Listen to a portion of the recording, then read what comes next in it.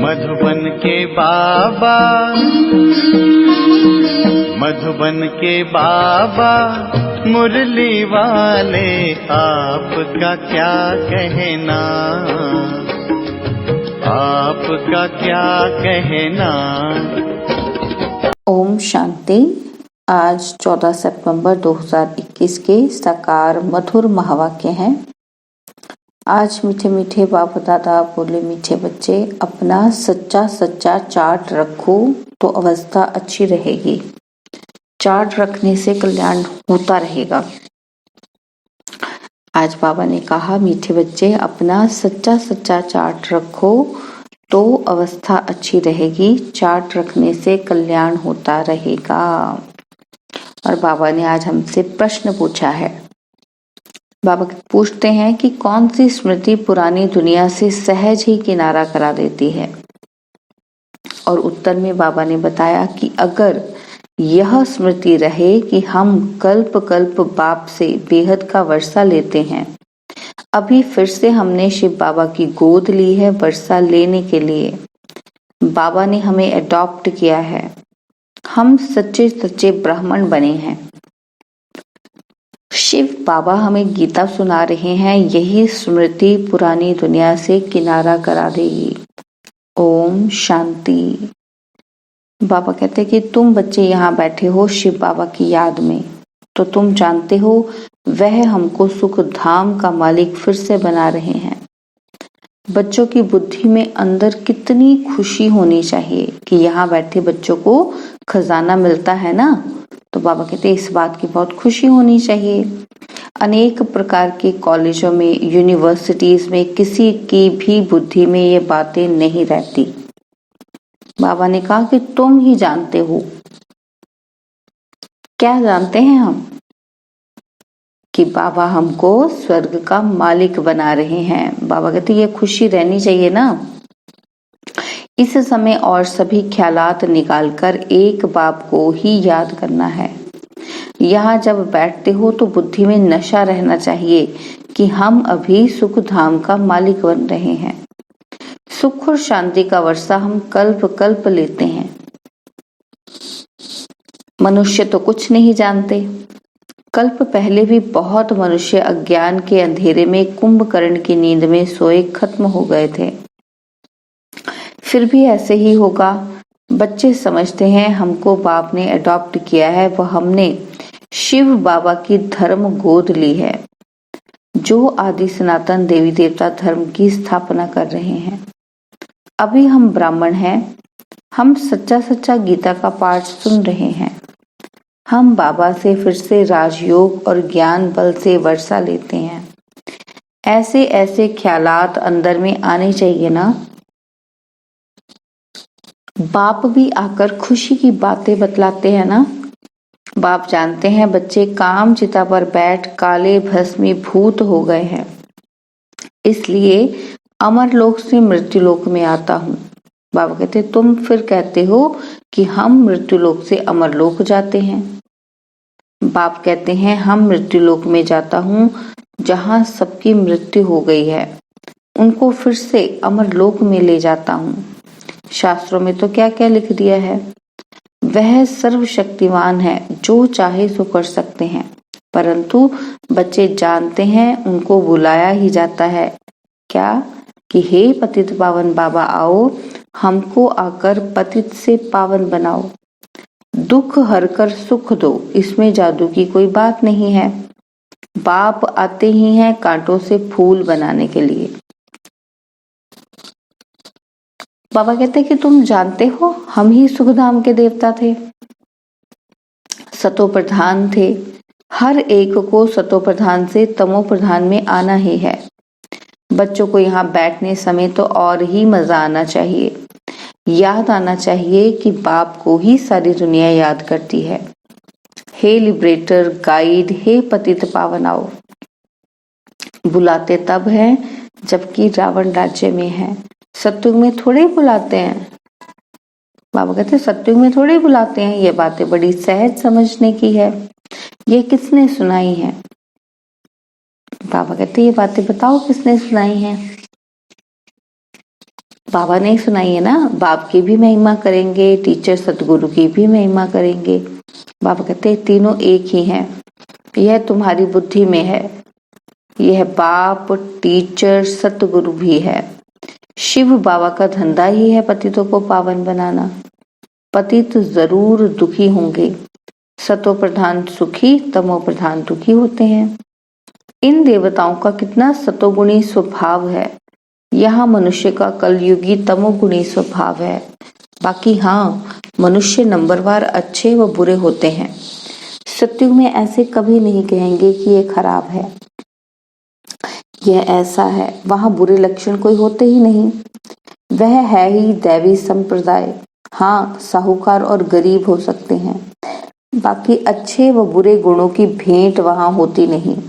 सभी सुखी रहते हैं, दुख की बात ही नहीं, नाम ही है सुखधाम।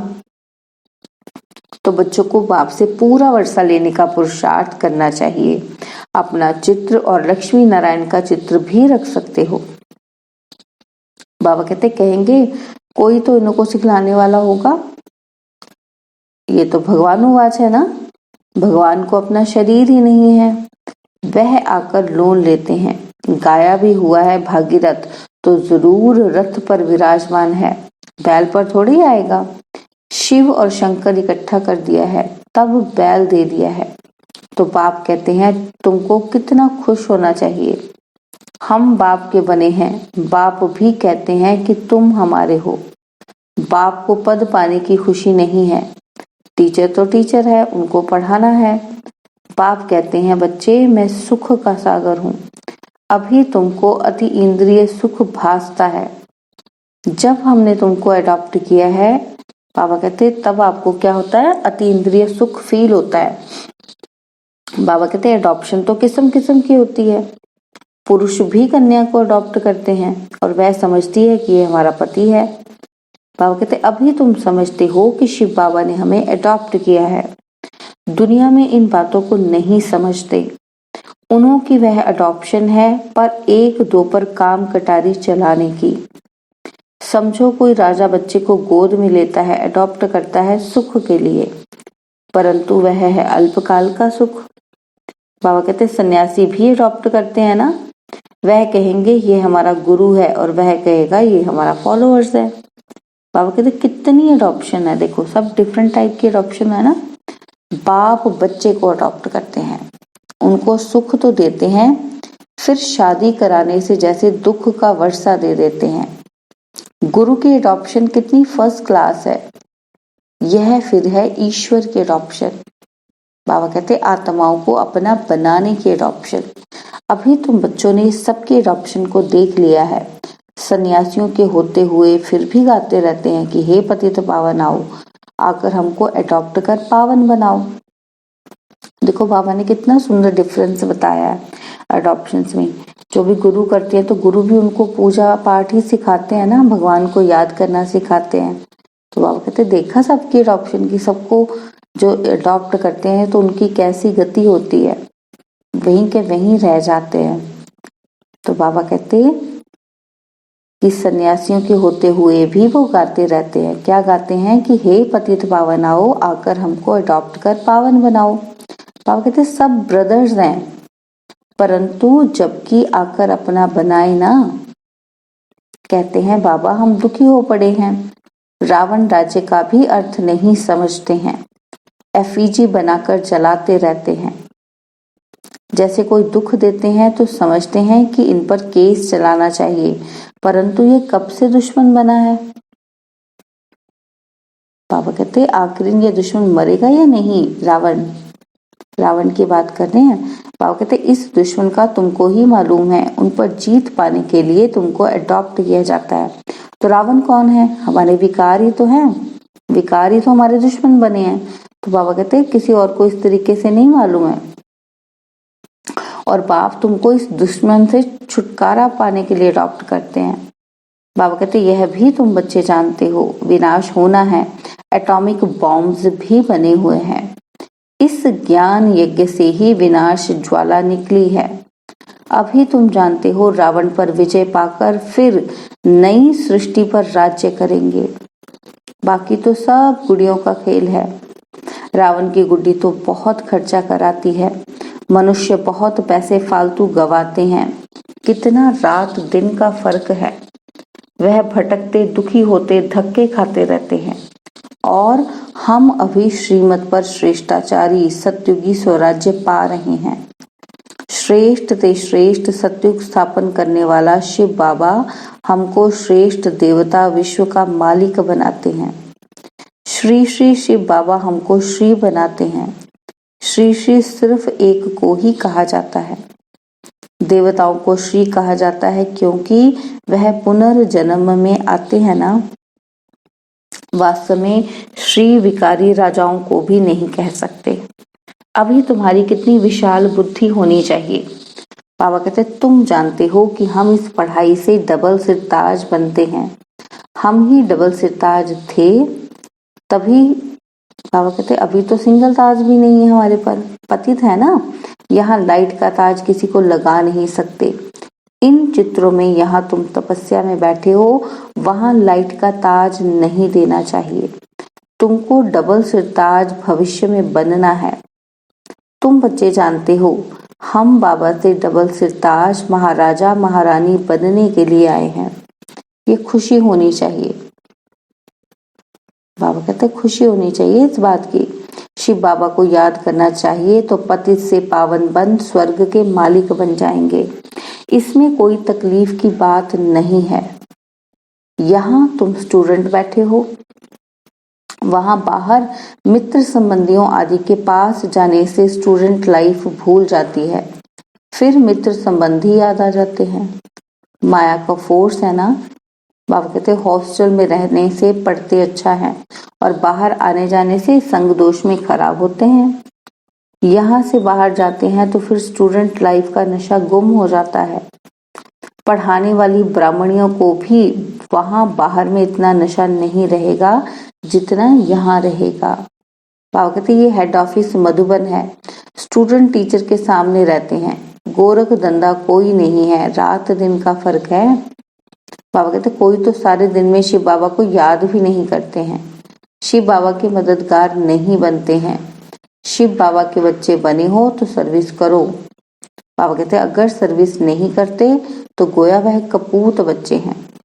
बाबा तो समझते हैं ना, इनका फर्ज है कहना मुझे याद करो, फॉलो करो तो बहुत बहुत कल्याण है। बाबा कहते विकारी संबंध तो भ्रष्टाचारी हैं, उनको छोड़ते जाओ, उनसे संग नहीं रखो। बाप तो समझाते हैं परंतु किसी की तकदीर में भी होना। बाबा कहे चार्ट रखना है, इससे भी बहुत कल्याण होगा। कोई घंटा भी मुश्किल में याद में रहता होगा। बाबा कहते 8 घंटा तो अंत में पहुंचना है। कर्म योगी तो होना। कोई कोई को उमंग कभी कभी आता है तो चार्ट रखते हैं, यह अच्छा है। जितना बाप को याद करेंगे फायदा ही है। गाया हुआ है अंत काल जो हरि को सुमरे। बाबा कहते वलवल का अर्थ क्या है? वलवल बाबा कहते जो अच्छी रीति याद नहीं करते हैं तो जन्म जन्मांतर का बोझा जो है ना वह बलवल यानी कि बार बार जन्म देकर साक्षात्कार कराए फिर सजा देते हैं। इतने जन्मों का बोझा है ना आत्मा पर, तो बाबा कहते वो मुझे क्लियर करना है तो बच्चों को साक्षात्कार कराना पड़ता है कि इसलिए ये विकर्म के कारण विकार के कारण आपको सजा मिली है। बाबा कहते बिना साक्षात्कार के तो ऐसे हो ही नहीं सकता कि आपको सजा मिल जाए। जैसे काशी कलवट खाते हैं तो झट पापों का साक्षात्कार होता है, महसूस करते हैं कि हम पापों की सजा खाते हैं, बहुत मोचरा खाने वाले हैं। बाबा की सर्विस में जो विघ्न डालते हैं वह सजाओं के लायक हैं। बाप की सर्विस में बाधा डालते हैं जिसका राइट हैंड धर्मराज है। बाप कहते हैं अपने साथ प्रतिज्ञा करो क्योंकि बाप की याद से ही तुम पावन बनेंगे, नहीं तो नहीं। बाप प्रतिज्ञा कराते हैं, करो न करो तुम्हारी मर्जी, जो करेगा सो पाएगा। बहुत हैं जो प्रतिज्ञा करते हैं फिर भी बुरे काम करते रहते हैं। भक्ति मार्ग में गाते रहते हैं कि मेरा तो एक दूसरा ना कोई, परंतु वह बात अभी बुद्धि में आती है कि आत्मा क्यों ऐसे गाती आई है। सारा दिन गाते रहते हैं कि मेरा तो एक गिरधर गोपाल, दूसरों न कोई। बाबा कहते यह तो संगम पर बाप आए तब घर ले जाएं। कृष्णपुरी में जाने के लिए तुम पढ़ते हो ना, प्रिंसेस कॉलेज होते हैं, प्रिंस कॉलेजेस होते हैं, वहां प्रिंस प्रिंसेस पढ़ते हैं। वह तो है हद की बात। बाबा कहते कभी बीमार पड़ते, कभी मर भी जाते हैं। यह तो प्रिंस प्रिंसेस बनने की गॉड फादरली यूनिवर्सिटी है। राजयोग है ना, तुम नर से नारायण बनते हो, तुम बाप से वर्षाले सत्यु का प्रिंस प्रिंसेस बनते हो। बाप कितनी मजे की बातें बैठ सुनाते हैं, याद रहना चाहिए ना। कोई तो यहाँ से बाहर निकले तो फंस जाते हैं। बाप को याद भी नंबरवार करते हैं। जो जास्ती याद करते होंगे वह औरों को भी याद कराते होंगे। बुद्धि में यही रहना चाहिए कि कैसे बहुतों का कल्याण करें। बाहर वाले प्रजा में दास दासी और यहाँ वाले फिर राजाओं में दास दासी बनेंगे। आगे चल सब साक्षात्कार होता जाएगा। तुम भी फील करेंगे कि बरोबर हमने पूरा पुरुषार्थ नहीं किया है। बहुत चमत्कार देखेंगे। जो अच्छी रीति पढ़ेंगे वही नवाब बनेंगे। बाप कितना कहते रहते हैं कि सेंटर्स को प्रदर्शनी देता हूं तो बच्चों को सिखाकर होशियार बनाएं। तब बाबा समझेंगे कि बीके सर्विस करना जानती हैं।